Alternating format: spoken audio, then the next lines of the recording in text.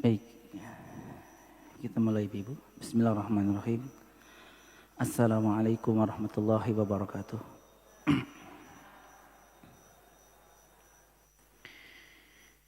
Innal hamdalillah, segala puji hanya milik Allah Subhanahu wa taala. Nahmaduhu wa nasta'inuhu wa nastaghfiruh. Kita memujinya, memohon pertolongan kepadanya, dan memohon ampunan atas segala dosa dan kesalahan kita kepada Allah Subhanahu wa taala. Wa na'udzu billahi min syururi anfusina wa min sayyiati a'malina. Kemudian juga kepada Allah lah kita memohon perlindungan dari keburukan jiwa dan amal-amal kita selama ini. Man yahdihillahu fala mudhillalah. Ketahuilah ibu-ibu rahimakumullah, ketika Allah Subhanahu wa taala menghendaki petunjuk dan hidayah atas hambanya, maka tidak ada satupun makhluk di permukaan bumi ini yang mampu menyesatkan dari jalan Allah Subhanahu wa taala.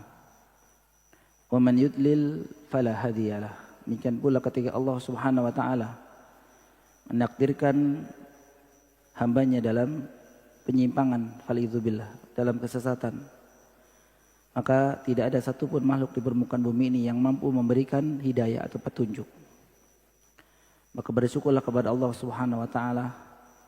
Allah Subhanahu wa taala menghendaki kita selalu dalam petunjuk Allah taala. Mudah-mudahan petunjuk Allah Subhanahu wa taala akan menyertai kita semua sampai dengan akhir hayat kita. Amin ya rabbal alamin. Asyhadu an la ilaha illallah wahdahu la syarika la wa asyhadu anna Muhammadan abduhu wa rasuluh.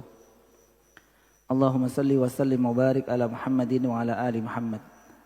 Qala ta'ala ya ayyuhalladzina amanu taqullaha haqqa tuqatih wa la tamutunna illa wa antum muslimun. Wa qala ya ayyuhalladzina amanu taqullaha wa qulu qawlan sadida yuslih lakum a'malakum wa yaghfir lakum dzunubakum wa may yuti'illaha wa rasulahu faqad faza fawzan 'azima. Amma ba'du. Segala puji kita panjatkan kepada Allah Subhanahu wa taala dengan selalu mengucapkan tahmid,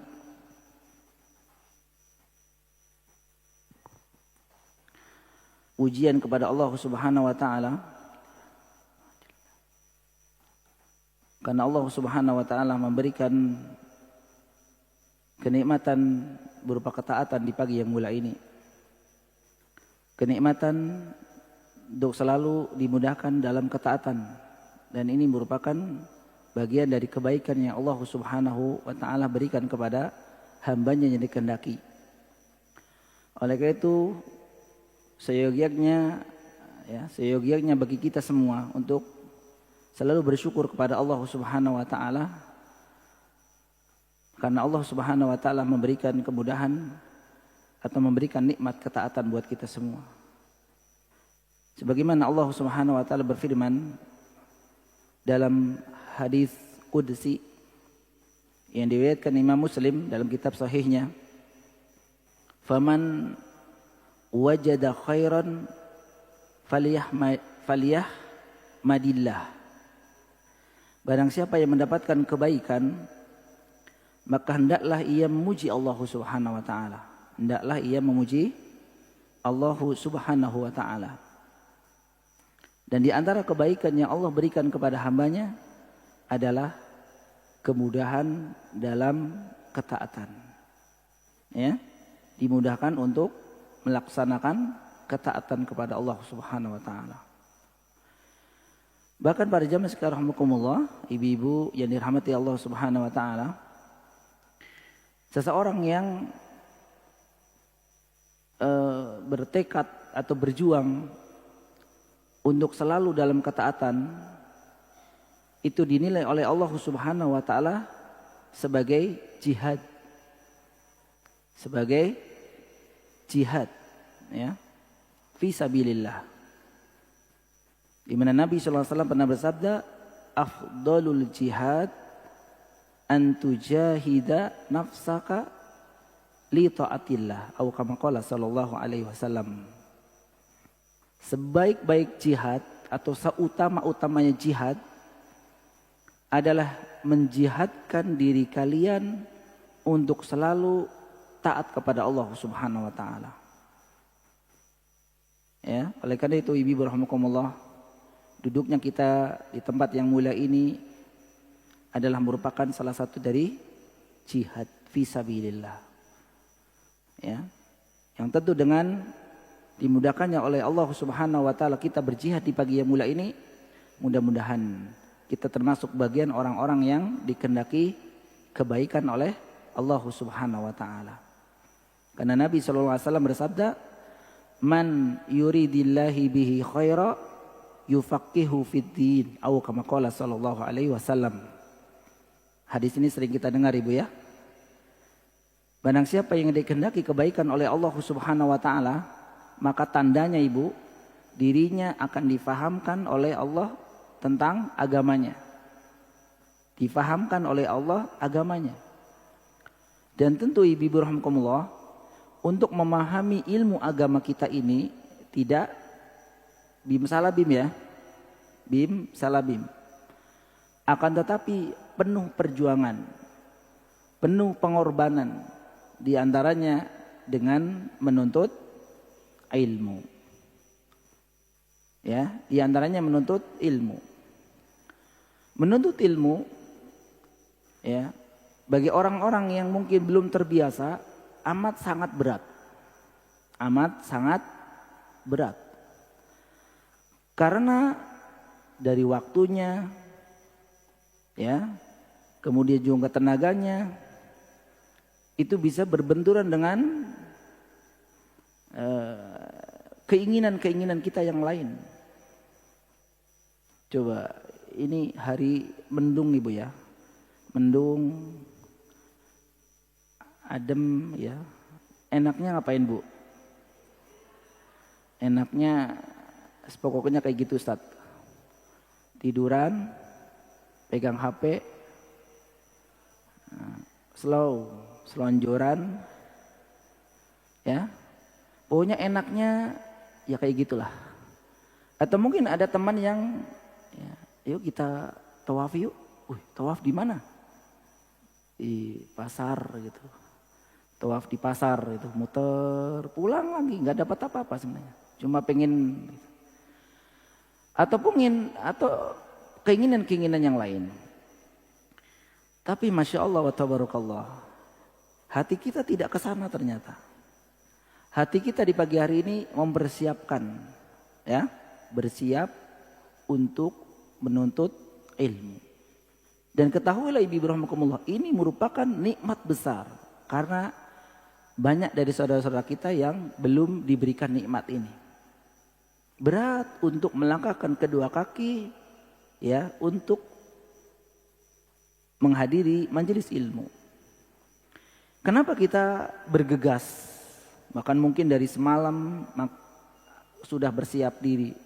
Besok ada kajian, agendanya kajian, untuk yang lain diatur, ya, bukan di cancel, diatur. Mungkin nyucinya nanti setelah kajian, masaknya setelah kajian, makan-makan sama ibu-ibu yang lain, misalkan rujakan atau apa setelah kajian. Jadi bukan di cancel tapi diatur. Nah, maka ini bagian dari apa? Anugerah, nikmat dari Allah Subhanahu wa taala. Nikmat. Maka dikatakan oleh Nabi SAW tadi adalah merupakan jihad. Masya Allah. Dalam ketaatan merupakan jihad fisabilillah. Dan tentu jangan lupa ibu rahimakumullah, kemudahan demi kemudahan yang kita rasakan ini semata itu datang dari Allah Subhanahu wa taala. Jangan sampai menisbatkan nikmat yang kita rasakan itu pada diri kita sendiri. Dengan mengatakan saya sudah pandai mengatur ya. Sayalah yang pandai mengatur jadwal. Tidak. Sepandai-pandainya kita mengatur jadwal, semua itu tidak lepas dari karunia, kemudahan dari Allah Subhanahu wa taala. Allah Subhanahu wa taala berfirman, "Wa ma bikum bi nikmatin faminallah." Apapun nikmat yang kalian rasakan, faminallah. Semua datang dari Allah Subhanahu wa taala. Kita tidak boleh menisbatkan kepada kita. Di pagi yang mulia ini alhamdulillah pula kita diberikan kemudahan oleh Allah, kesempatan oleh Allah memasuki tahun baru. Tahun baru Ibu ya. Tahun baru Hijriyah. 1448 Hijriyah. Yang tentu Ibu rahimakumullah, sama-sama kita tahu perubahan waktu, perubahan tahun ini adalah semakin mendekatnya kita kepada al-maut. Jadi perubahan waktu mulai dari detik, menit, jam, hari, pekanan, bulanan, sampai dengan tahunan, kalau berganti, pada hakikatnya kita sedang mendekat alam akhirat. Oleh karena itu, walaupun zahirnya pergantian tahun nambah umur, tapi hakikatnya sebenarnya mengurangi jatah usia kita di dunia. Jika kita diberikan waktu oleh Allah, usia di dunia ini misalkan 200. Ada nggak di 200? Ya kan kalau keinginan kan yang banyak Ibu ya. Kalau bisa 1000 Ustadz. 200. Berarti usia kita sekarang ini mengurangi jatah 200. Kalau kita masih usia 20 tahun, banyak ya ibu-ibu 20 tahun ya. Lebih 20 tahun lebih Ustadz. Lebih 30 tahun. Lebih 40 tahun ya. Tinggal dikurangi. Kalau usia kita 50 dikurangi, 60 dikurangi, 70 dikurangi. Berarti semakin menipis kesempatan kita di muka dunia ini. Ya, kesempatan tipis, semakin menipis, semakin mengkerucut, semakin sedikit.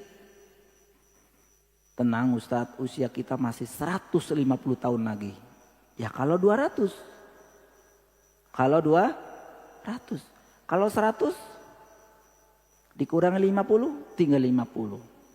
Kalau 100, akan tetapi Nabi SAW mengatakan usia umatku itu baina sitina ila sab'ina atau kama qala sallallahu alaihi wasallam.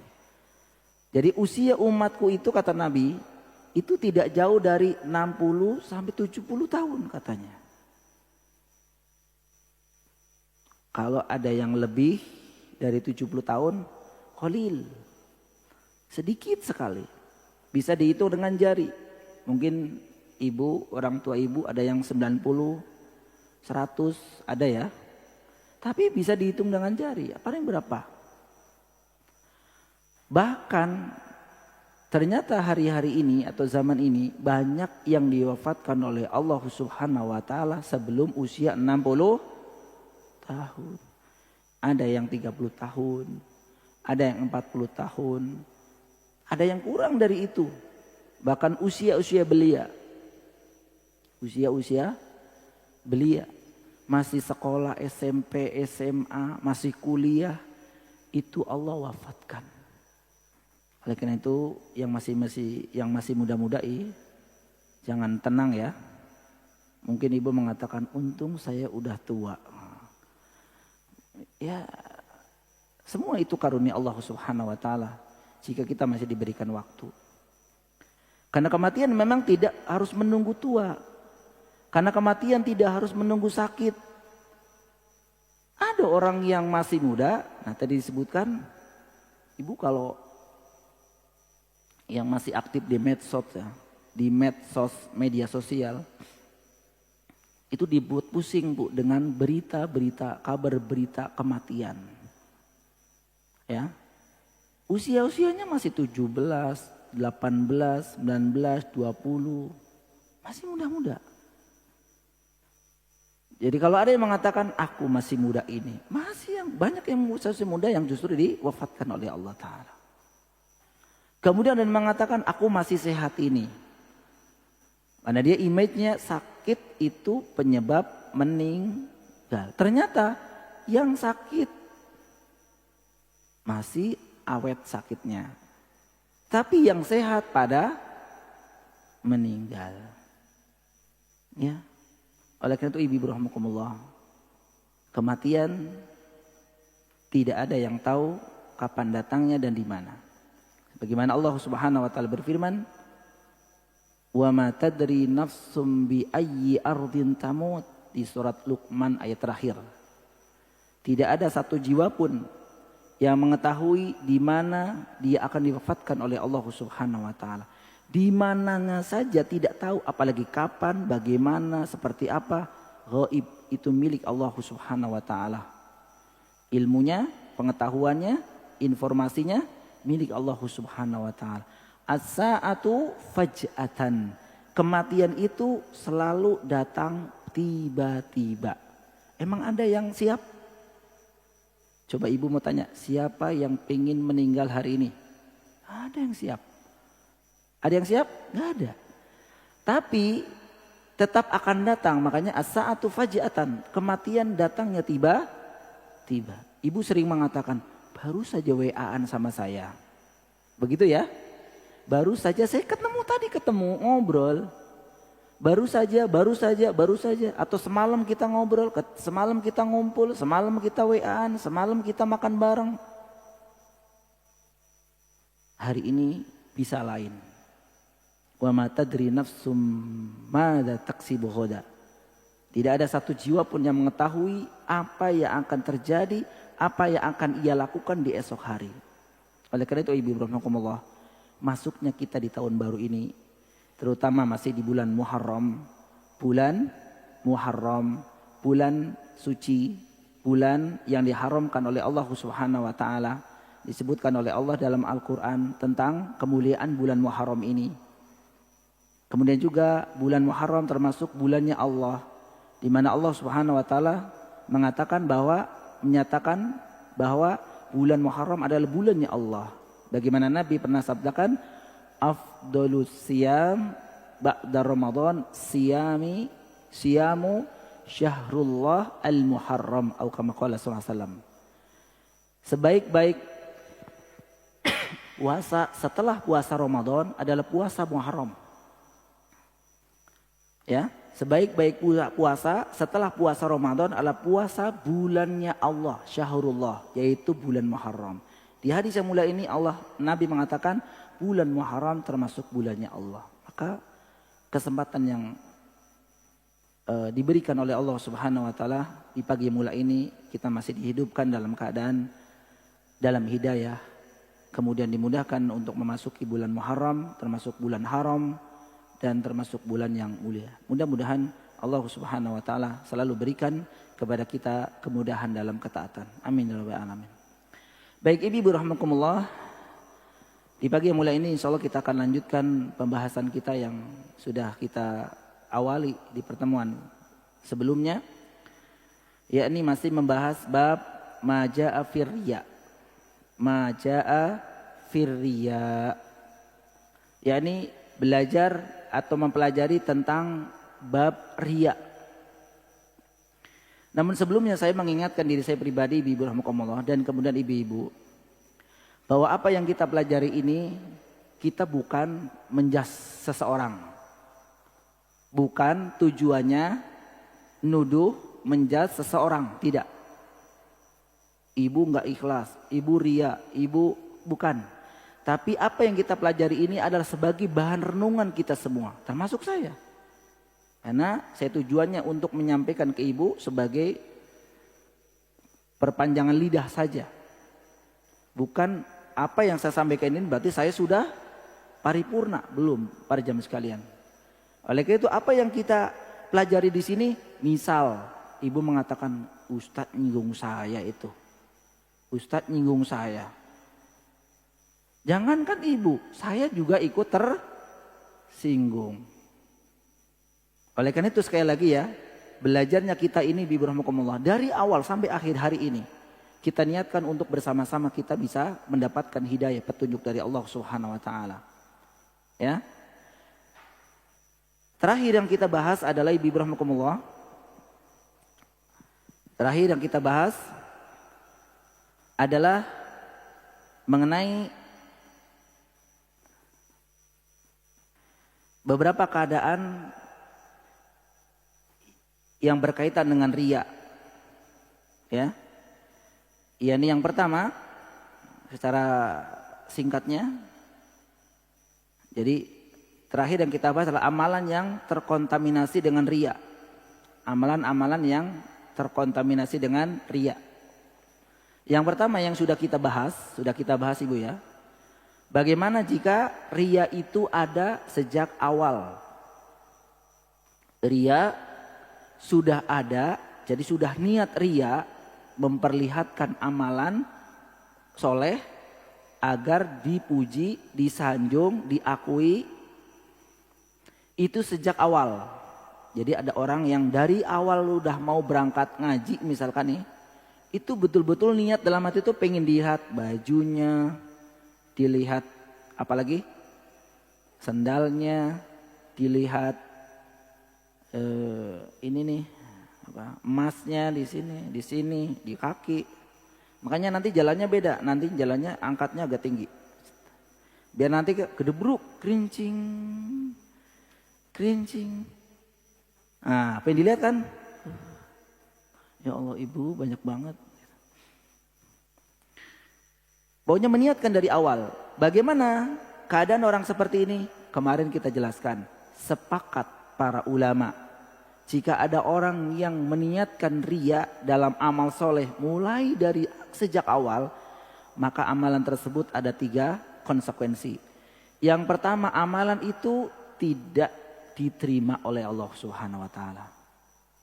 Yang kedua, amalan itu tidak berpahala. Ya bagaimana diperpahala? Diterima aja enggak?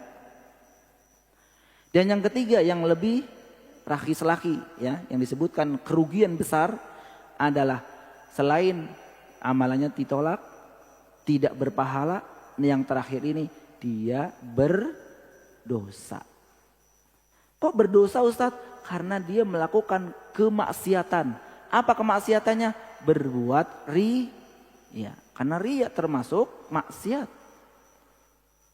Bahkan disebutkan sebelumnya para ulama memandang atau berpendapat bahwa riya itu perbuatan dosa besar, bukan dosa kecil.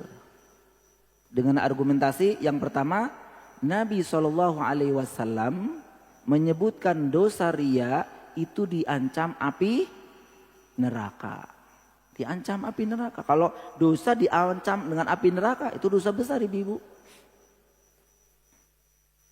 Nah, jadi orang yang sejak awal itu ingin riya, ingin berbuat pamer dalam masalah ibadah, ingin dilihat, ingin disanjung, ingin diberi pengakuan oleh orang lain, ini berakibat fatal. Fal'izubillah. Maka berhati-hatilah ibu ya. Kemudian yang kedua yang kita sudah bahas adalah jika riya itu muncul di tengah-tengah amal soleh. Awalnya ikhlas. Ya.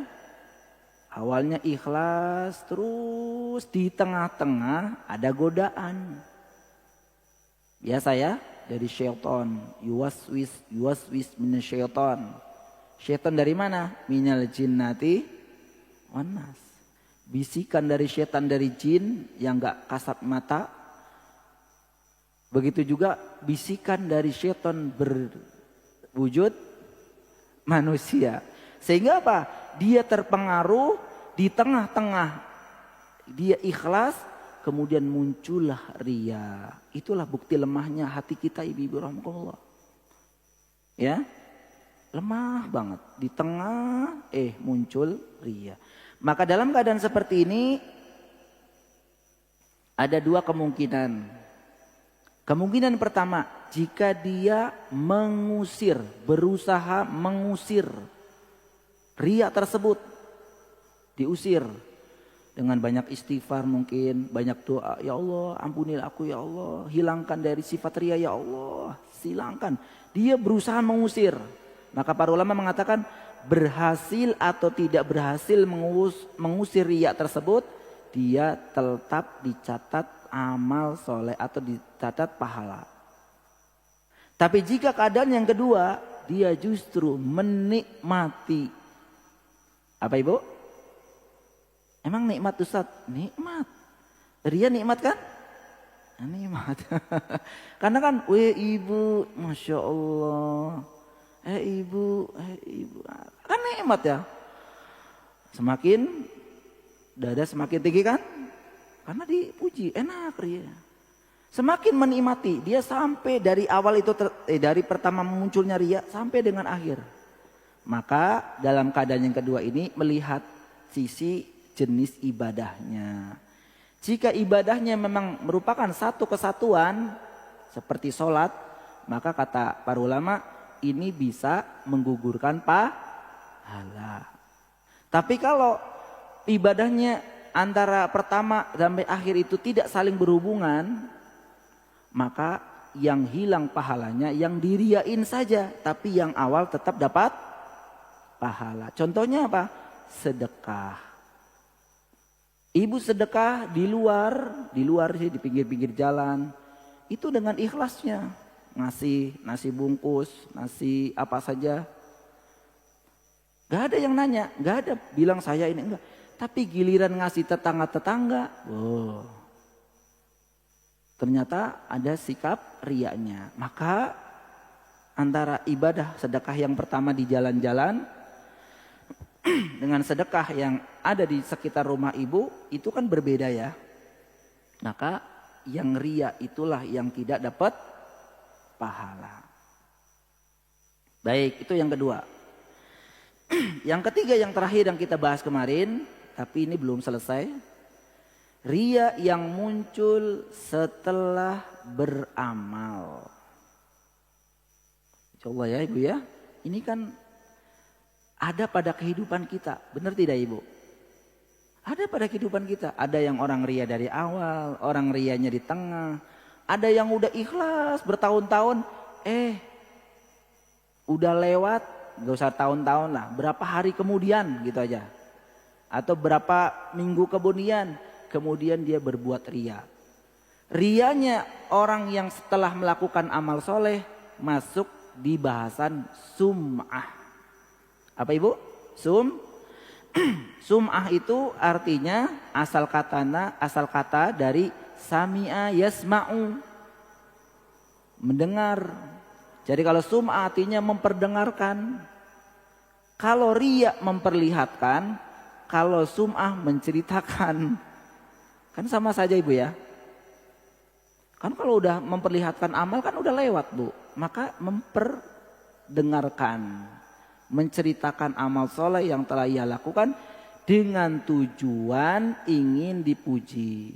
Jadi sama dengan kriteria ria.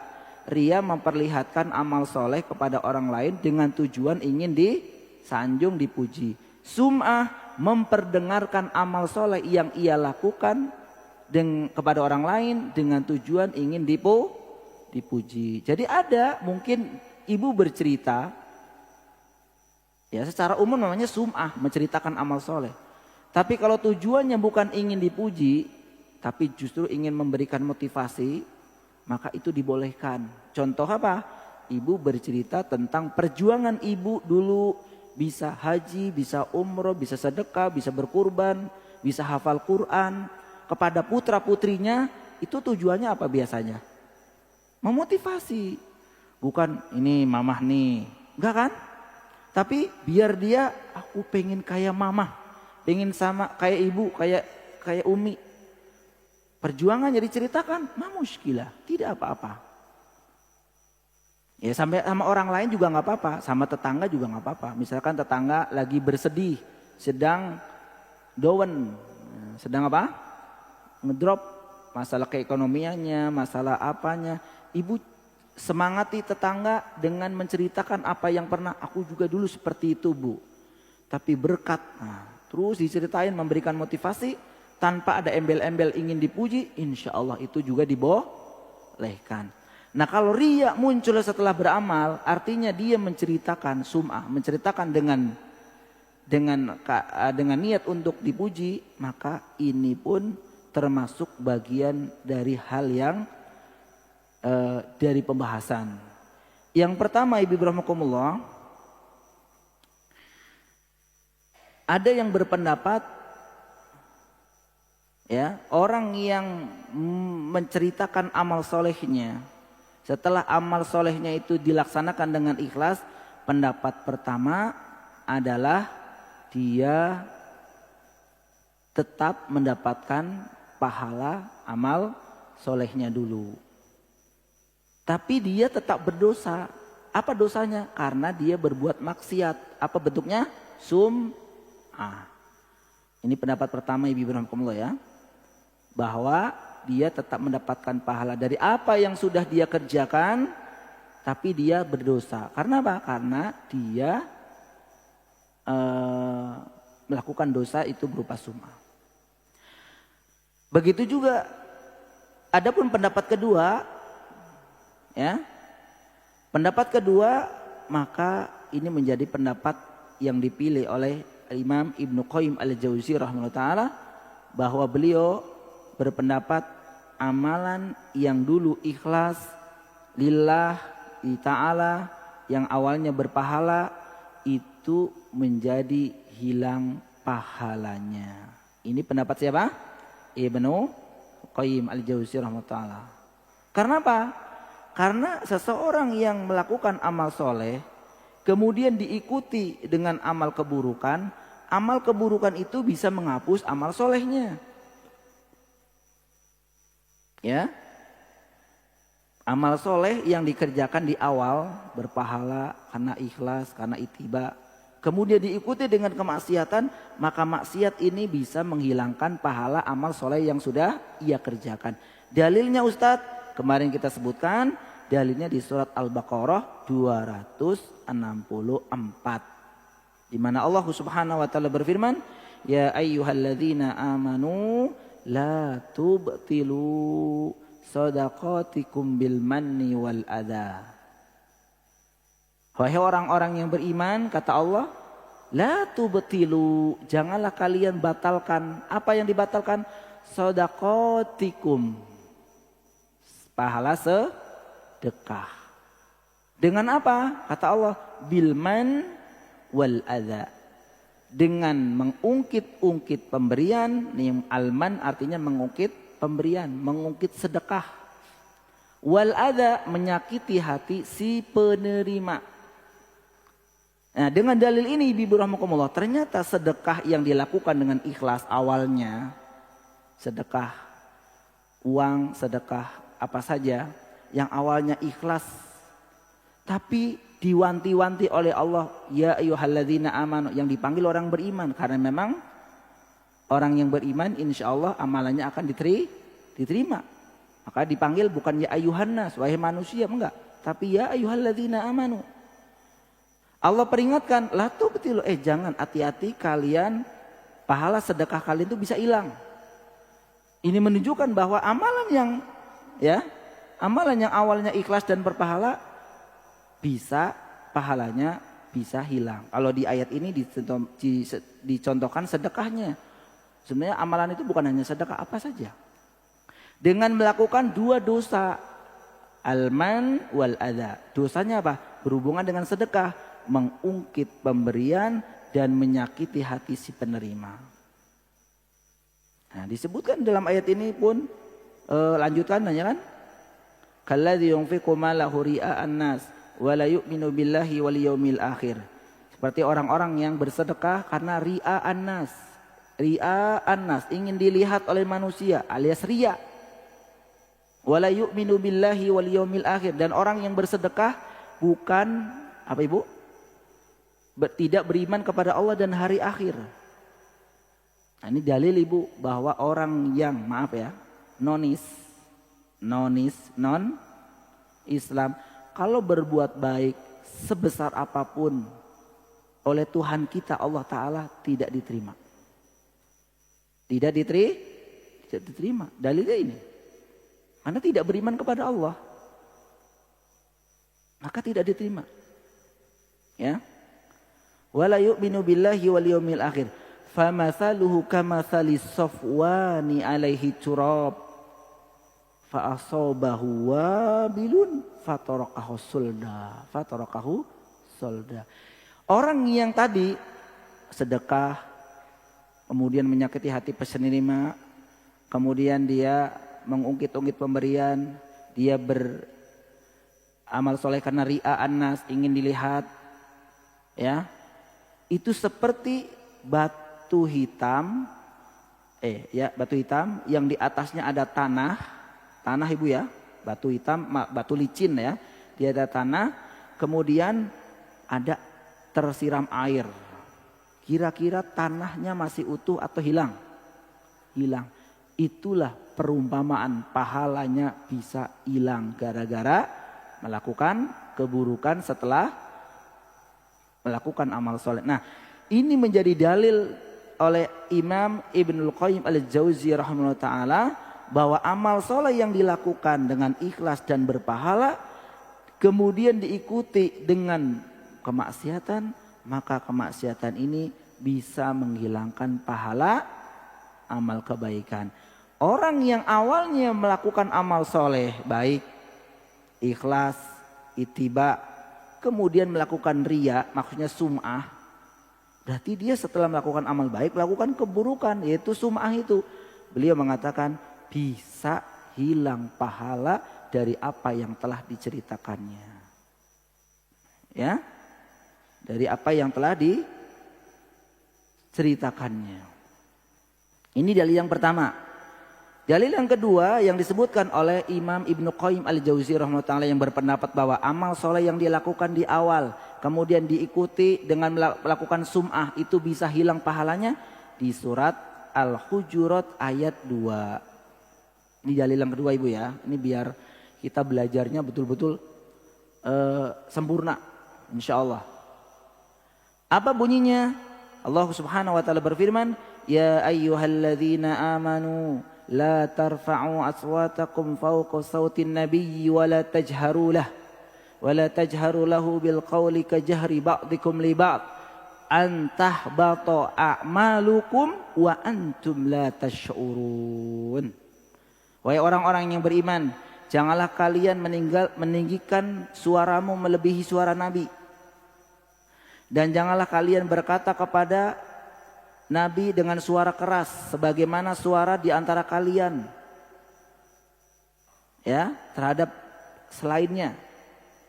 Berarti apa larangannya ibu nih? Tidak boleh meninggikan suara di atas suara Nabi. Kemudian tidak boleh mengeraskan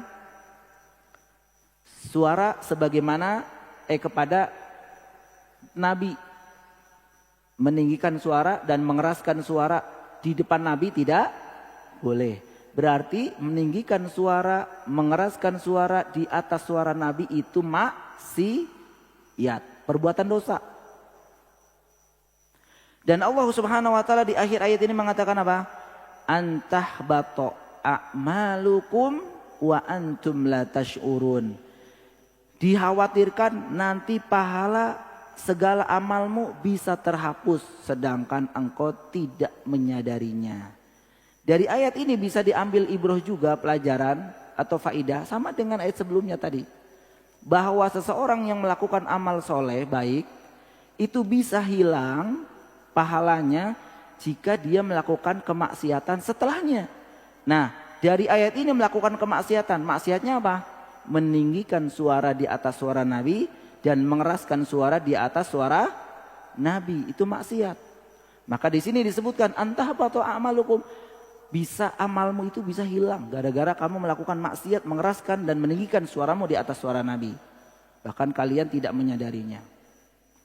Jadi ini sekali lagi ibu-ibu rahimakumullah dalil bahwa orang yang berpendapat-pendapatnya di Ibnu Qayyim, orang yang sudah berpahala kemudian melakukan sum'ah, dia ceritakan apa yang telah dia lakukan dengan harapan untuk mendapatkan pahala orang lain, pujian, sanjungan, apa saja dari orang lain, maka itu bisa berakibat hilangnya pahala yang sudah dia lakukan.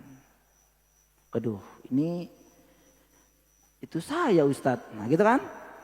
Saya, bukan ibu-ibu, saya misalkan. Saya ceritakan.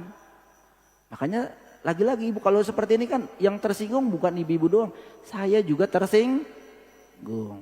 Saya cerita misalkan, saya mau iktikaf di Al-Furqon. Nyaman sekali. Kenapa nyamannya? Makanya enak. Kalau pagi gitu ya. Terus ramai dah. Apa yang diceritakan? Ya. Apalagi misalkan saya langsung ke Haram sana. Ya cerita ini sih fair-fair saja ya. Alhamdulillah kemarin saya dimudahkan oleh Allah bisa iktikaf di Tanah Haram. Tapi jangan cerita di sana. Akhirnya apa? Enak ibu banyak duit ya Allah. Enak ibu bisa bolak-balik ke Tanah Haram. Akhirnya kan orang jadi sedih. Tapi kalau cuma alhamdulillah dimudahkan di sana, stop, tik, udah selesai. Itu juga kalau perlu, kalau memang nggak perlu ya nggak usah. Iktikaf nggak kemarin, alhamdulillah iktikaf. Di mana? Rahasia. Nah, gitu bu ya, rahasia. Kamu ikut nggak? Ikut tahun depan, serius ikut. Oke, nanti kalau mau ikut saya bisikin, gitu ya. Di mana? Istiqlal. Nah, deket. Nah kan enak kan deket? Deket. Istiqlal situ. Atau masjid yang gede, Atin. Atau di sini yang paling dekat Grand Wisata gede gitu. Nah ini Bu ya rahmatullah. Tentang pendapat dari Ibnu Qayyim al-Jauziyah rahimahullah.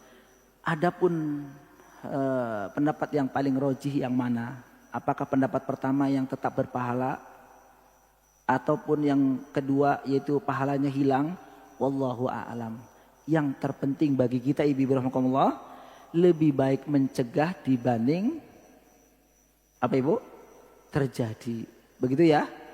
Kalau memang misalkan kok ragu tetap berpahala, ada yang mengatakan tetap hilang, maka lebih baik untuk jaga tidak usah cerita.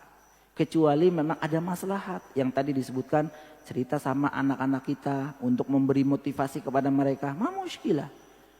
Bahkan cerita apa lagi kalau bukan cerita kita ibu ya. Kalau enggak, kalau gini, ke anak nih bu, kalau nyeritain orang lain dikira bandingin, bener nggak? Nih dek, itu si fulan itu kemarin pasti bilang bandingin ibu saya dengan dia. Kan marah ya. Anak tuh kadang nggak suka kan dibanding-bandingin. Lebih baik cerita diri sendiri, bukan bohong. Nih dek, dulu waktu ibu SD itu udah nabung, dikasih 100 perak, dijajan 25 perak, 75 perak ditabung. Di mana tabungannya bu? Itu tuh di apa namanya bu? Dibolongin, masukin. Terus diambilnya gimana? Kan jadi seru ceritanya. Ya dibongkar, rusak dong rumah. Gak apa-apa, yang penting dapat duit. Gitu. Gitu. Nah tapi jangan salah nanti anak bisa niru bu. Nanti bobok rumah ibu dibolongin gitu kan. Yang penting dapat duit kan bu ya. Gitu. Anak kan begitu polos ya. Yang enggak bisa aja bekas biskuit dikasih lakban, dikasih bolongan di sini aja. Jadi pas waktu nanti masukin kan bunyi turun tang gitu. Nabung dia. Itu. Baik ya. Lebih baik kita meninggalkannya. Apalagi ibu rahmatullah kita makhluk yang lemah. Ya betul ya. Makhluk lemah ibu. Berusaha ikhlas tapi kadang kala semakin kuat kita ingin mempertahankan keikhlasan kita, semakin besar badai untuk merusak keikhlasan itu banyak. Contoh ya, ibu mungkin bantu orang. Bantu ya, bantu biayain sekolah atau apa. Suatu ketika dia itu ya nyakitin hati kita. Awalnya pengen ikhlas kan? Akhirnya gini, kamu nih gitu kan. Kalau dari dulu nggak sayang bayar SPP, lah bocor tuh kalau bahasa bantu. Awalnya kenceng gitu ibu ya. Itu gara-gara itu biasa seperti itu. Gak tahu terima kasih kamu ya, gitu kan. Akhirnya demikianlah yang terjadi. Kita lemah ibu.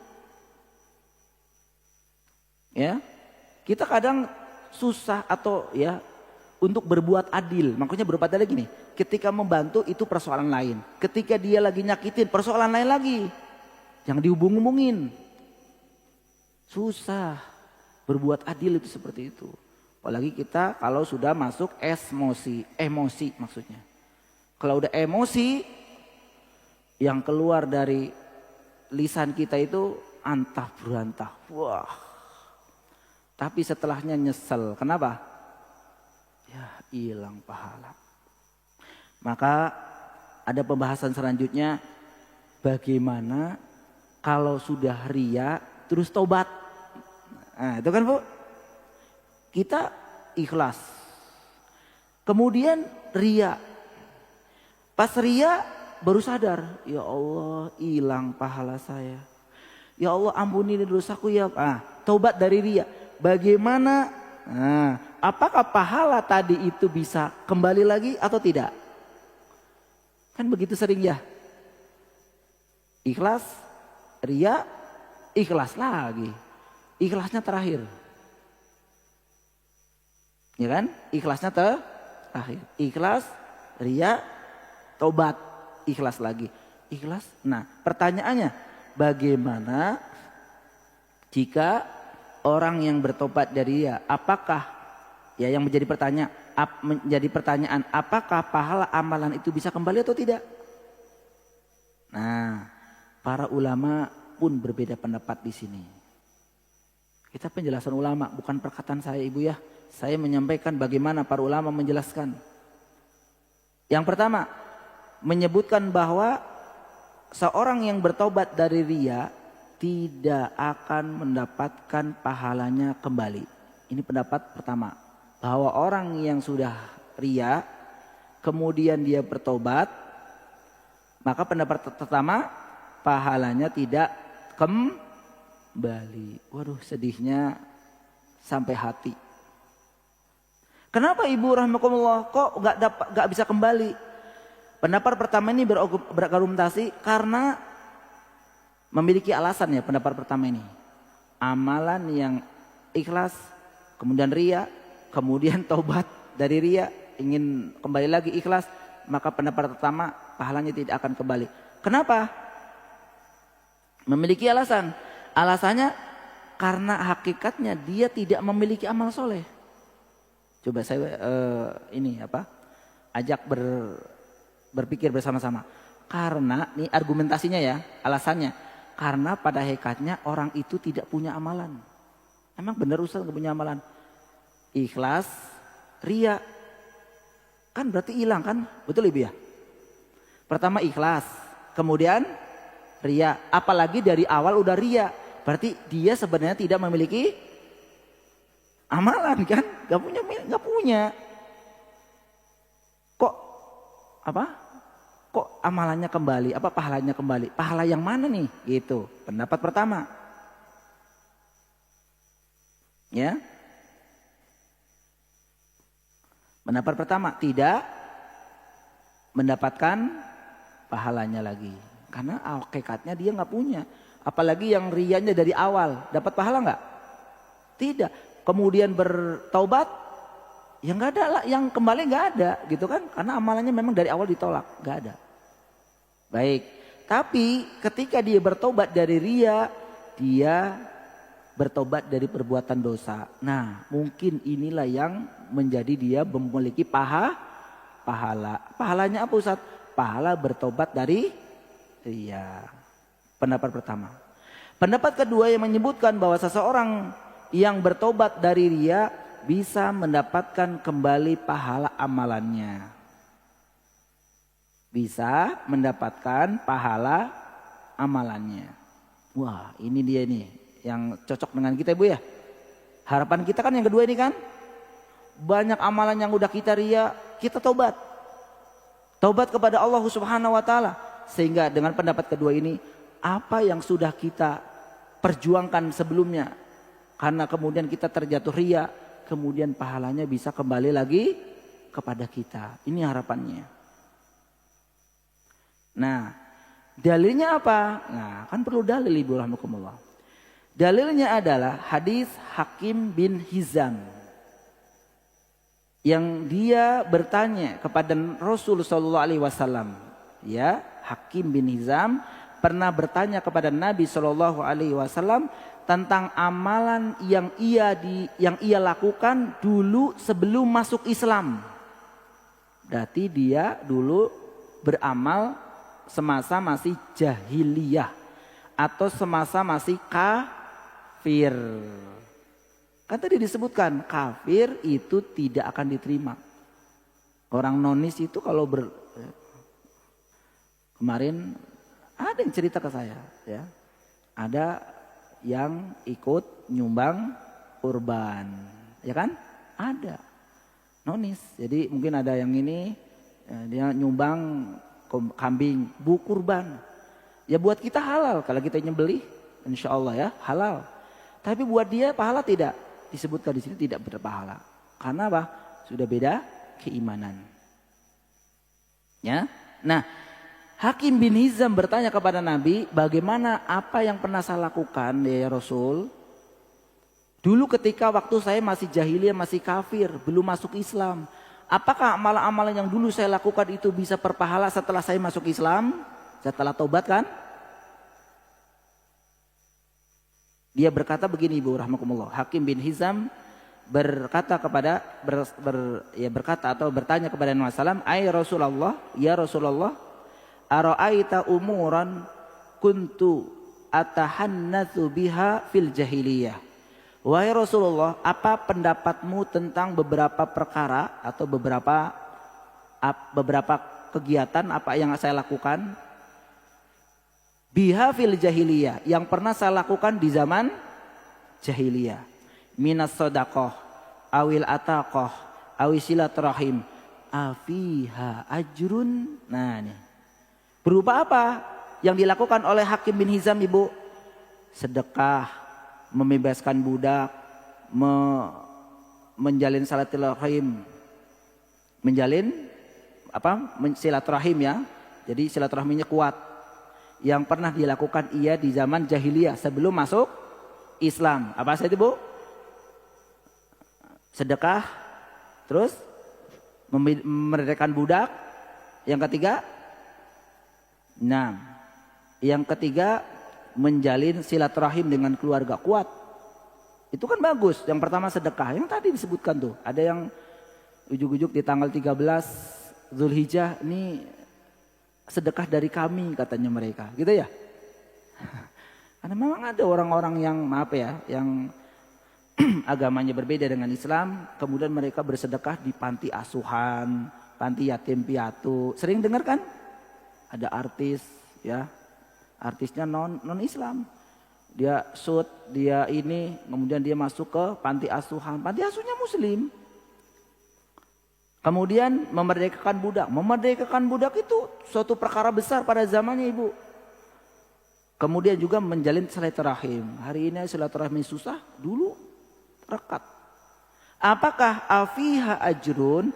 Apakah semua yang saya lakukan pada zaman jahiliyah itu ketika saya udah masuk Islam, bertobat, apakah pahala itu ada lagi, muncul lagi? Nah, ini kasusnya sama dengan apa yang kita bicarakan. Maka jawabannya Rasulullah apa Ibu? Faqala Rasulullah sallallahu alaihi wasallam, aslamta ala ma aslafta min khairin. Apa kata Nabi?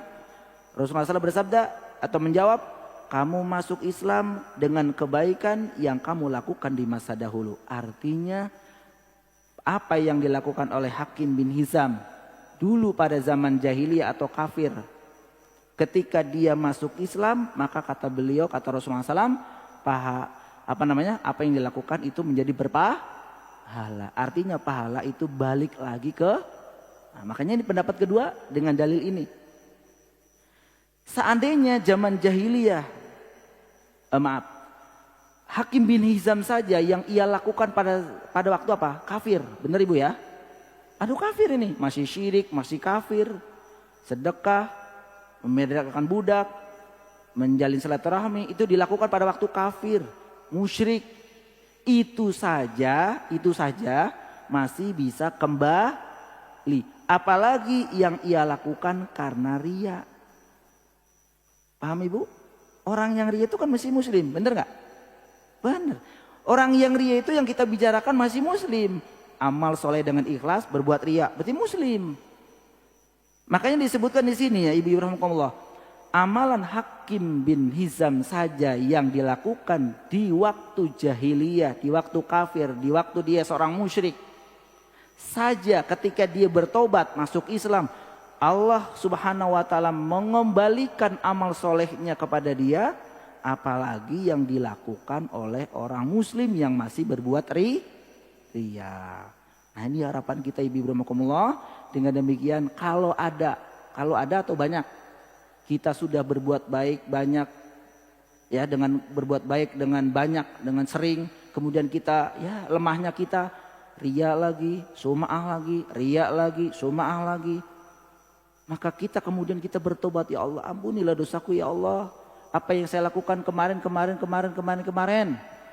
Ya Allah, kembalikan kebaikan-kebaikan yang sudah pernah Engkau berikan kepada kami, diberikan kembali seperti sedia kala. Mudah-mudahan dengan dalil ini ketika kita bertobat dengan taubat yang nasuha, ya, taubat yang benar, maka mudah-mudahan Allah Subhanahu wa taala mengembalikan. Nah, Masya Allah, tabarakallah. Inilah Ibu bahasan tentang riya, Bu. Dan ini sekali lagi ada di kehidupan kita ini. Riya, taubat.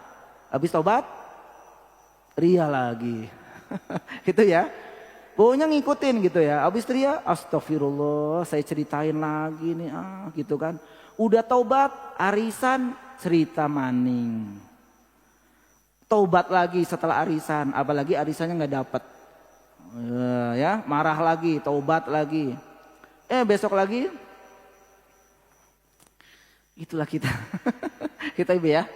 Tapi dengan harapan apa yang disampaikan oleh muallif rahimahullah taala ini, mendapatkan kembalinya pahala itu bisa memang terwujud ya. Tentunya kita Ibu rahimahumullah sebagai makhluk yang lemah, kita berusaha Ibu rahimahumullah ya menjadi hamba-hamba Allah Subhanahu wa taala yang mengharapkan ketika berjumpa dengan Allah Subhanahu wa taala kelak dengan membawa banyak pahala. Jadi jangan menjadi orang yang bangkrut. Siapa orang yang bangkrut Ibu? Orang yang menyangka kebaikannya banyak. Dari sholatnya, dari sedekahnya, dari silaturahminya, dari umrohnya, dari hajinya, dari baca Qur'annya, ngaji terus. Akan tetapi ternyata di hadapan Allah Subhanahu wa taala, mafil ajrun, mafil jaza. Dia justru tidak memiliki apa-apa tanpa dia sadari. Bagaimana Allah Subhanahu wa taala berfirman di surah Al-Furqan. Surat apa? Al-Furqan ayat 23. Kalau tidak salah ya. Mungkin Ibu bisa buka. Kalau salah nanti bisa di. Allah Subhanahu wa taala berfirman, "Wa qadimna ila ma 'amilu min amalin faja'alnahu haba'an mantsura." Apa kata Allah di surat Furqan, Al-Furqan ayat 23 kalau enggak salah ya. Wa qadimna ila ma 'amilu, maka saya hadapi amal-amal yang mereka lakukan di dunia, mulai dari amanya. Min amalin, dari amal-amal yang mereka lakukan selama di dunia. Saya hadapi, kata Allah, saya hadapi. Akan tetapi kata Allah apa? Faja'alnahu, saya jadikan dia apa? Amal-amalnya haba'an mantsura, yaitu debu yang berterbangan, artinya tidak bermanfaat. Para ulama tafsir mengatakan, siapa orang seperti ini Ibu yang Allah hadapi amalnya, amal yang telah ia lakukan, ia perjuangkan di dunia, kemudian Allah Subhanahu wa taala jadikan amal-amalnya seperti debu yang berterbangan. Mufassir ya di antara ahli tafsir mengatakan karena dia melakukan kesyirikan. Riya termasuk syirik. Amalan banyak dia syirik, amalan banyak dia syirik, sehingga apa? Dia hapuskan amal-amalnya di hadapan Allah Subhanahu wa taala. Orang yang rugi, disangka dia membawa amalan yang begitu banyak, 2-3 gunung Uhud misalkan, ternyata faja'alnahu haba'an mantsura, karena dia melakukan hal-hal yang menjadikan amalan itu hilang. Ada pertanyaan Ibu sampai di sini? Bismillah.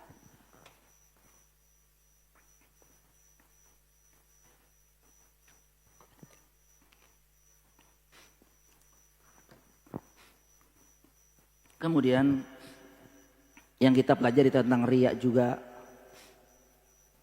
ada perkara-perkara yang dianggap riya tapi bukan riya. Nah ini pun harus ibu ketahui.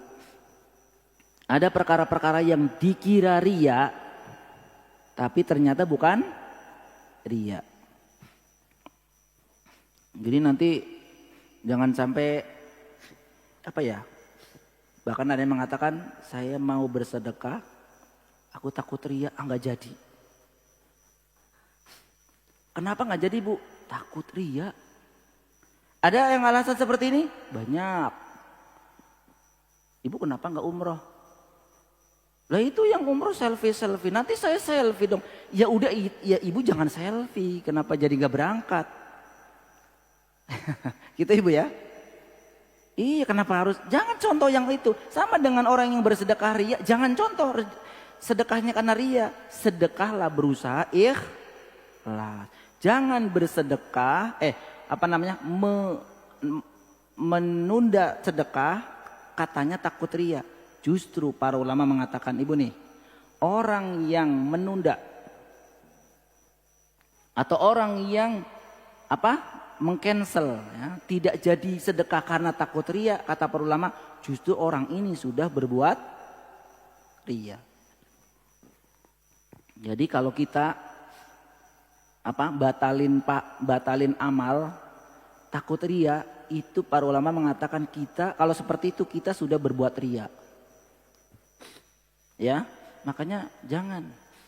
Kita sedekah, kita beramal soleh, berusaha untuk ikhlas. Itu. Karena bagaimanapun juga dorongan untuk riya itu banyak banget. Nah, tapi di sini akan disebutkan beberapa perkara yang dikira riya tapi ternyata bukan riya. Sekalipun nanti tipis ininya perbedaannya tipis bang. Baik, saya sebutkan. Yang pertama ibu rahmakumullah, perkara yang sebenarnya bukan riya tapi sering dianggap riya adalah seseorang yang dipuji karena ketahuan amalnya oleh orang lain. Seseorang yang dipuji karena ketahuan amalnya oleh orang lain. Jadi misalkan ibu inginnya ya itu tidak disebut misalkan berangkat umroh, berangkat haji, itu nggak ngomong-ngomong gitu. Pernah nggak ibu? Pernah melihat atau pernah menyaksikan nggak orang yang berangkat ke tanah suci tapi nggak pernah ngomong? Tahu-tahu? Pernah nggak? Kayaknya nggak pernah Ustadz, karena kan pasti minta doa gitu kan. Ya pernah tahu dah. Saya pernah mendapatkan ibu, ya sekitar tahun 2005-an lah ya. 2005-an saya dulu jadi imam rawatib di sebuah masjid. Masjidnya milik pribadi, bukan masjid fasos, bukannya, milik pribadi.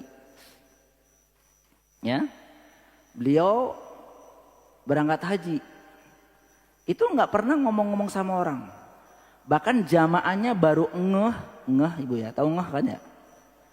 Setelah hampir sebulan tanya sama saya, Ustadz, Pak Haji kemana? Kok nggak kelihatan udah 3 mingguan? Saya mau ngomong gak ya gitu kan? Ya saya jawab, lagi haji. Masya Allah, lagi haji nggak ngomong. Tapi jamaahnya tetap 3 minggu itu nggak tahu bu. Kalau saya nggak ngomong gitu ya. Karena beliau berangkat saja gitu. Itu saya yang kadang ngirim ibu, biasanya ibu Haji itu kadang tolong yuk kirimin ini gitu. Saya kirim. Anak-anaknya nggak bisa naik motor, saya yang nyetirin ya. Tapi nggak bisa naik motor, bisanya naiknya mobil. Ya, jadi kata anaknya nih, semua anak-anaknya itu dilarang bisa naik motor oleh ayah ibunya. Ada ya? Ada. Tapi bisanya mobil bu. Jadi per anak 1 mobilnya. Karena beliau adalah pensiunnya jaksa ya. Nah itu haji itu nggak ada yang nggak ngomong. Baru tahu itu juga karena saya yang ngomong. Kalau nggak saya ngomong nggak ada yang tahu. Masya Allah. Ya. Nah tapi ketika sudah diumpet-umpetin kayak gitu, ternyata ketahuan juga. Kemudian diceritakan di sana. Di sana, oh si ini lagi ini, si ini tuh orangnya begini, oh masya Allah, gitu ya. Diceritakan. Sebenarnya kita atau siapa si fulan ini, sebenarnya niatnya nggak pengen digitu-gituin, nggak pengen diceritain, nggak pengen disanjung, nggak pengen diketahui orang lain. Tapi qadarullah ya namanya ya. Sekarang ada medsos atau apa saja, ketahuan lah. Jadinya, oh dia lagi ini, oh dia ini, oh dia nih. Akhirnya disanjung-sanjung, dipuji oleh di sana orang. Bagaimana dengan orang ini? Ini bukan namanya ria. Makanya misalkan gini, kamu jangan ceritain saya dong, takut saya ria gitu ya. Ntar malah tambah ria kalau begitu. Dia biarin dia ceritakan, biarkan. Yang penting kalau kita tahu kita sedang ceritakan kebaikan di sana, jangan jangan apa? Ngangkat membusukkan dada. Saya sedang diceritakan kebaikannya di sana. Oh itu mah sama saja ibu juga lagi pengen dipuji. Justru syariatnya apa? Kalau ada kebaikan dari kita kemudian ada orang menceritakan di depan kita, apa yang kita lakukan bu?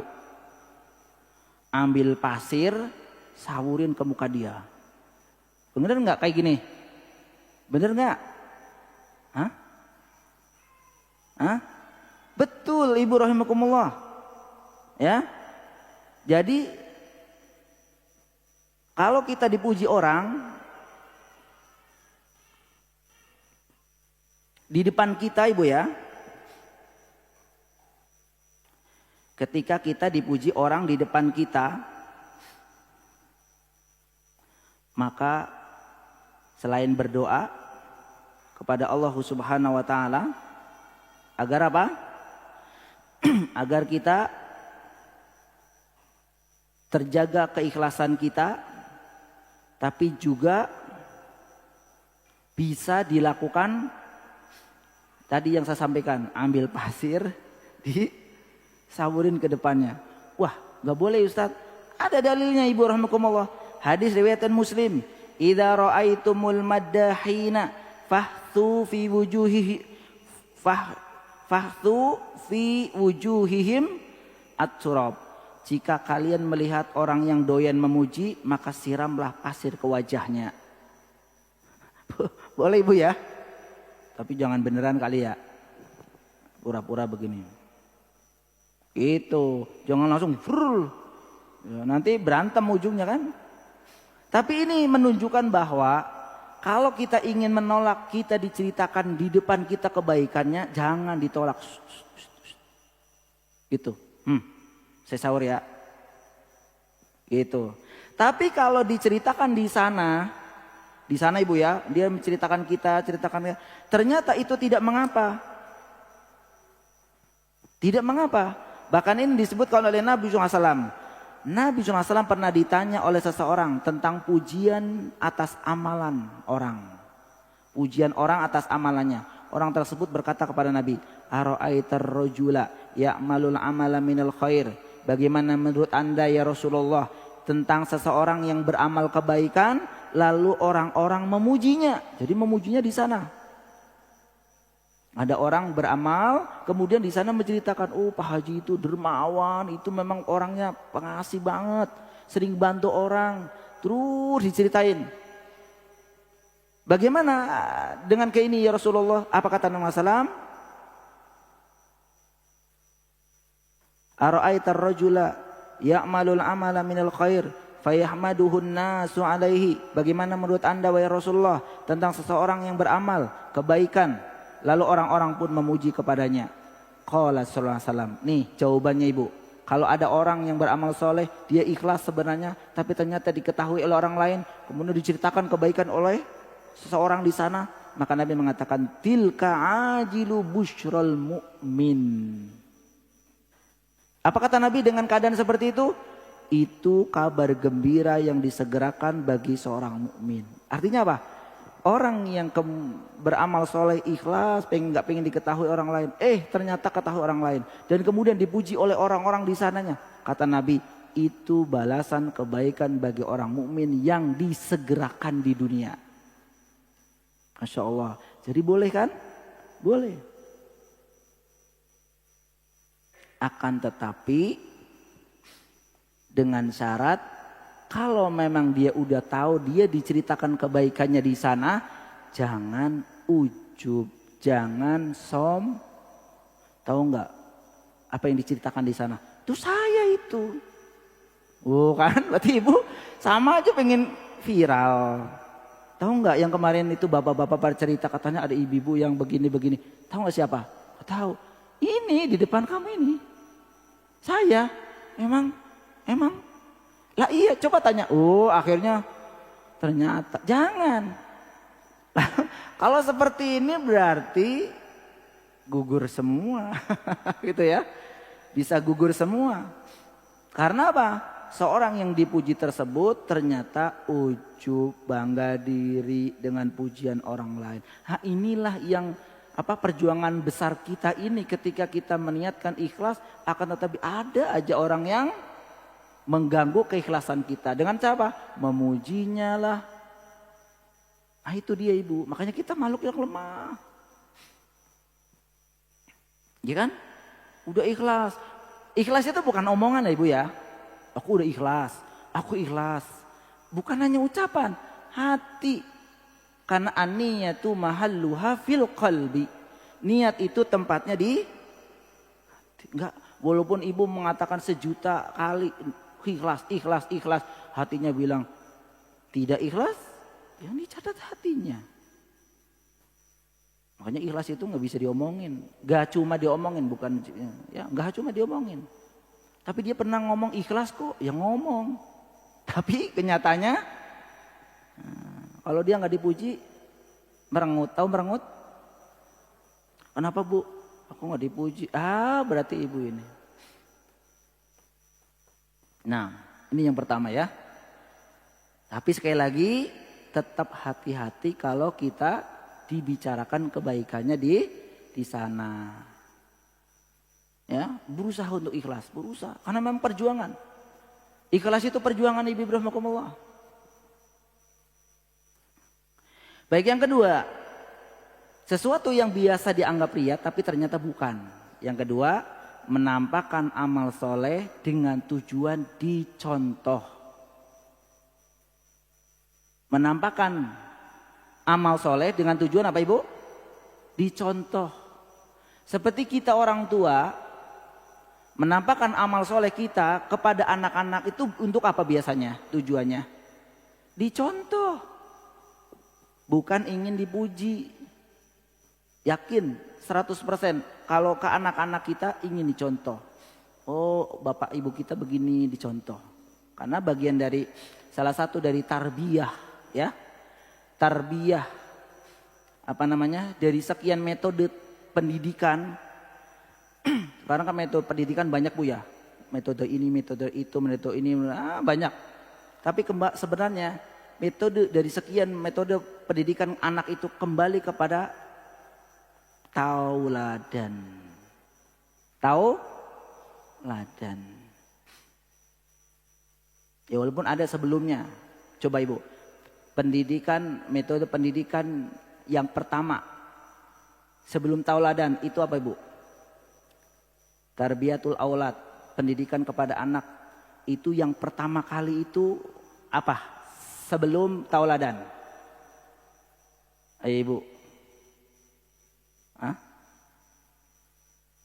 Waktu kapan maksudnya, waktu kapan? Waktu pendidikan anak itu waktu kapan, diawali dari kapan? Dari pas melahirkan. Di kandungan. Kalau sebelum kandungan ada nggak? Ya nggak ada lah Ustadz. Sebelum mengandung ibu. Ini saya pernah nulis skripsi S1 saya itu mengenai tarbiyatul aulad ala Rasulullah SAW. Ternyata sebelum kandungan aja ibu. Sebelum pendidikan anak sebelum kandungan itu ada. Mungkin di pas kandungan ibu sering baca Al-Quran, makannya halal, sering diperdengarkan baca Al-Quran gitu ya. Gitu. Sebelum itu ada, ternyata apa? Memilihkan ibunya. Begitu betul nggak? Lah iya. Saya juga pas baca saya lagi nulis skripsi, belum nikah gitu ya. Wah ini dia nih nyari ibunya. Cari di tempat yang ya. Jangan nyari di mana? Tempat joget-joget. Nanti anaknya juga joget-joget. Cari di ya tempat ya walaupun tidak menjamin tapi minimal secara zahir ya seperti itu. Setelah itu ada dalam kandungan seperti apa. Nanti setelah lahir ditahnik, diakikohi dan kemudian diantaranya juga dengan suri tauladan. Dengan mencontohkan. Ibu suruh, baca Al-Quran, baca Al-Quran. Ibu sendiri nggak pernah baca Al-Quran. Nanti dikembalikan, ibu aja nggak baca. Baca.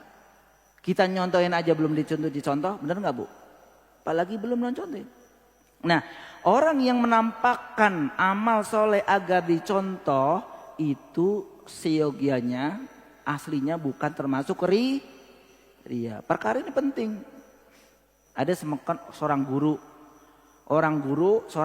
dia sholatnya di depan sengaja biar anak-anak muridnya melihat. Itu yakin dia tidak meniatkan agar gurunya kalau sholat itu khusyuk. Bukan, tapi justru lebih dari itu. Bukan itu, tapi apa? Agar dicontoh. Oh, kalau Ustaz Yudi sholat tuh begitu. Gitu. Walaupun kita nggak nyampein, dia udah langsung rukunya begitu, tahiyatnya. Seperti itu. Itu bukan riya. Seorang guru kepada muridnya.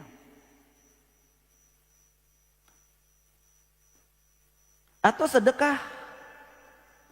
Ya. Sedekah.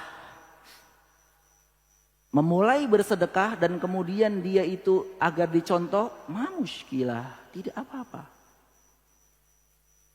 Dulu Nabi SAW pernah mengumpulkan sahabat Ansor dan Muhajirin. Kalau sahabat Ansor, sahabat dari mana Ibu? Sahabat Ansor dan sahabat Muhajirin. Kalau sahabat Ansor, sahabat dari Madinah. Ansor artinya apa? Nasoro artinya menolong. Muhajirin, muhajir orang yang hijrah. Siapa yang hijrah? Orang-orang Mekah. Jadi muhajirin dari Mekah, Ansor itu dari Madinah. Ansor itu yang menolong. Kemudian Nabi SAW menganjurkan para sahabatnya ini untuk bersedekah membantu Arab Badui. Orang-orang Arab Badui disuruh supaya dibantu. Tiba-tiba ada seorang sahabat dari Ansor memulai sedekah. Kemudian setelah itu para sahabat yang lain ikut sedekah.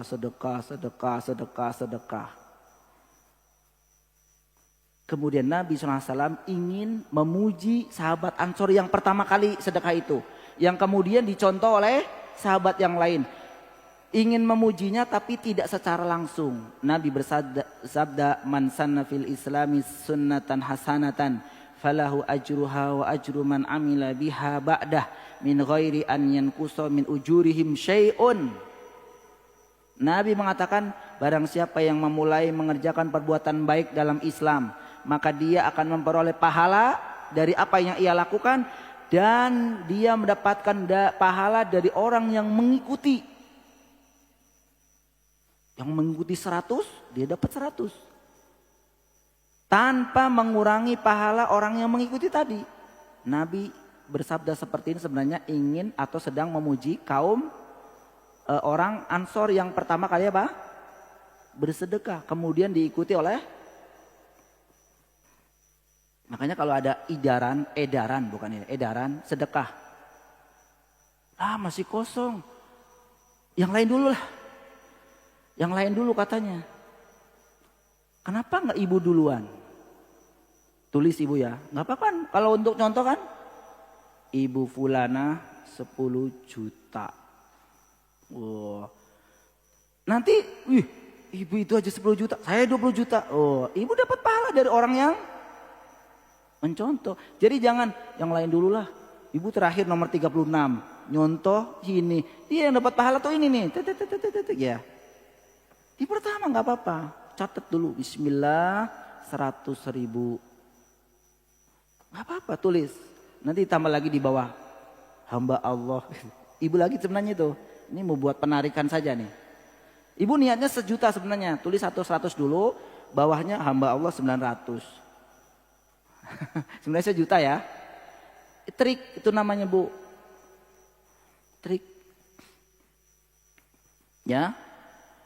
Hamba Allah. Sebenarnya hamba Allah itu umum ya. Hamba Allah blok C nomor 10. Lah itu mah sama aja. Ibu ini ternyata hamba Allah ini. Jangan dikasih alamat kalau begitu pengen hamba Allah. Udah langsung ibu fulanah gitu aja langsung. Jangan hamba Allah blok B nomor 567. Ini syaratnya. Iya, jadi ketahuan dong alamatnya. Jadi oh ibu ini ternyata nih. Udah nggak usah hamba Allah langsung aja. Kalau hamba Allah ya udah kelas. Gak ada ini. Kalau pengen ya. Nah ini bukti bibrohmukumullah. Boleh memperlihatkan amalan. Agar orang lain mencontoh amalan tersebut. Ini bukan ria. Kayak contoh lah. Di sini mungkin ada apa. Kemarin tuh. Kurban. Betul ibu ya. Kurban ditulis di sini ya. Sapi 1, sapi 2, sapi 3, sapi 4, sampai sapi berapa kemarin? 16 ya. Ditulis ibu ini, bapak ini, muskil nggak apa-apa, ya nggak apa-apa. Karena apa? Buat memberi contoh. Itu. Ini sih kecil ibu. Kalau di Mutiara Gading sana, saya pernah lihat, saya lihat sendiri. Itu lebarnya gede banget bu, bisa 3 meter kali 4. Dipajang di depan masjid. Iya. Kalau ini kan kecil di situ paling depan gitu ya. Kalau gede banget tuh. Ya buat memotivasi. Boleh. Akan tetapi perlu diingatkan bahwa riya dan memperlihatkan untuk dicontoh dengan ya. Maksudnya gini, akan tetapi perlu diingat ibu-ibu bahwa riya itu memperlihatkan karena ingin dipuji, dengan memperlihatkan untuk dicontoh itu beda-beda tipis. Beda tipis. Ibu bilang, saya nggak tulis jangan saya ya, tulis hamba Allah saja. Nggak ada alamatnya bu, nggak ada alamatnya. Hamba Allah, bener yang hamba Allah ya hamba Allah. Pas dibacakan di sini, sampai ke-7. Semua sapi 1, sapi 2, sapi 3, sapi 6 ditulis, dibacakan nama-namanya. Ternyata sapi ke-7 ibu bilang hamba Allah ya. Aduh nyesel saya. Kenapa bilang hamba Allah kemarin ya? Protes sama ininya, panitianya. Tulis saja nama lah. Jangan jangan hamba Allah. Tapi bacain lagi ya. Loh. Nah, tipis kan bu ya? Beda tipis. Antara ria meniatkan untuk dipuji dengan ingin dicontoh itu tipis banget.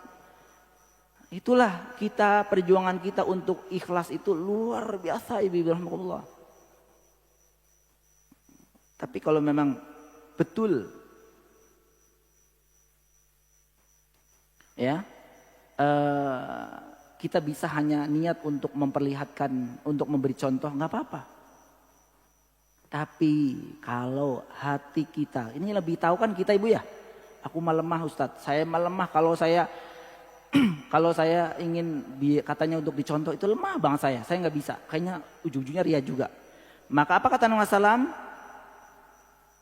Man istata'a minkum an yakuna lahu khabi'un min amali salih falyaf'al.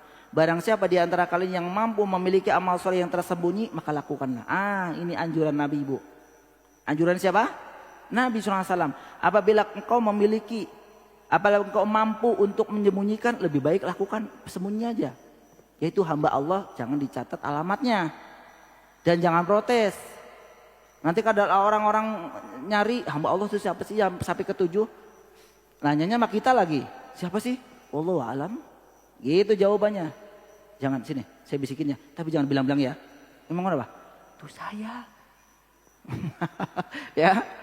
Awalnya ikhlas, kembali lagi ke materi sebelumnya. Itu saya. Oh, ibu. Kenapa di hamba Allah? Ibu aja. Shh, Aku pengen ikhlas. Tapi ingin ikhlas ngomong sama saya, ibu doang. Jangan cerita ya. Ternyata ibu bilang juga itu saya itu tahu nggak? Itu saya loh tahu ya. Jangan bilang-bilang ya. Yang bilang-bilang 10. Ternyata ya semua tahu. Kadang-kadang bingung kita ya. Tapi sekali lagi birahmakumullah, mari kita berjuang dengan keikhlasan. Ini bukan hanya untuk ibu-ibu doang ya, saya yang menyampaikan sama.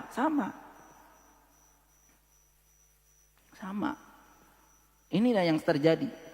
Maka Nabi SAW, man istata'a minkum an yakuna lahu khabi'un min amalin salihin falyaf'al. Barang siapa yang di antara kalian yang mampu untuk memiliki amal soleh yang tersembunyi, melakukanlah. Emang ada contoh-contohnya, banyak contoh-contoh orang yang memiliki amal soleh yang disembunyikan. Khalifah Umar bin Abdul Aziz, tahu ibu? Pernah dengar? Namanya Khalifah Umar bin Abdul Aziz. Ini mungkin mengakhiri pertemuan di pagi hari ini walaupun belum selesai ibu ya. Umar bin Abdul Aziz itu adalah seorang khalifah. Ya. Yang waktu itu rakyatnya hampir tidak ada yang miskin ibu. Masya Allah. Tidak ada yang, artinya semua terpenuhi. Ya. Saat kematian atau wafatnya Khalifah Umar bin Abdul Aziz dimandikan oleh seorang memandikan. Dan ketika mengusap daerah sini, daerah samping leher kanan atau kiri, bahu lah, bahu ya. Ya. Itu ternyata pas diraba itu kasar. Kalau bahasa ibu kapalan. Biasanya kalau kapalan gimana? Kenapa ibu? Karena seringnya kan, ibu sering ini jagung tuh, kan kapalan di sini nih, nebel, ya kan? Ini sama di sini. Dan mengatakan apa? Yang memandikan mengatakan apa? Tidak ada orang yang memiliki tanda sehebat ini kecuali selama hidupnya punggungnya itu mengangkat barang-barang berat. Baru rakyatnya menangis dan mengatakan, oh ternyata yang setiap pagi mengirim beras, mengirim makanan di depan rumah adalah Khalifah Umar bin Abdul Aziz. Dia diketahui kebaikannya setelah meninggal. Kita gak bilangan detik. Gak bilangan menit. Detik aja enggak. Baru beramal langsung share. Begitu kan? Bagaimana bisa berpahala gitu kan?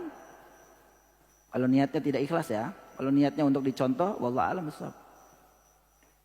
Makanya hati-hati ibu rahmatullah dengan perkara ini. Ini dicontohkan oleh sahabat Khalifah Umar bin Abdul Aziz. Oleh karena itu ibu rahmatullah, ini pelajaran yang bisa saya sampaikan pada pagi hari ini. Dan pembahasan ini masih bersambung insyaallah ibu ya. Dan mudah-mudahan ini apa yang kita sampaikan berfaedah bagi saya pribadi yang menyampaikan, kemudian juga ibu-ibu ya. Mudah-mudahan Allah Subhanahu wa taala memberikan kekuatan bagi kita untuk selalu bisa mengikhlaskan diri kita terhadap amal soleh, hanya mengharap ridho dan pahala dari Allah Subhanahu wa taala. Sebagaimana anjuran Allah taala, wa ma umiru illa liya'budullaha mukhlishina lahuddina hunafa.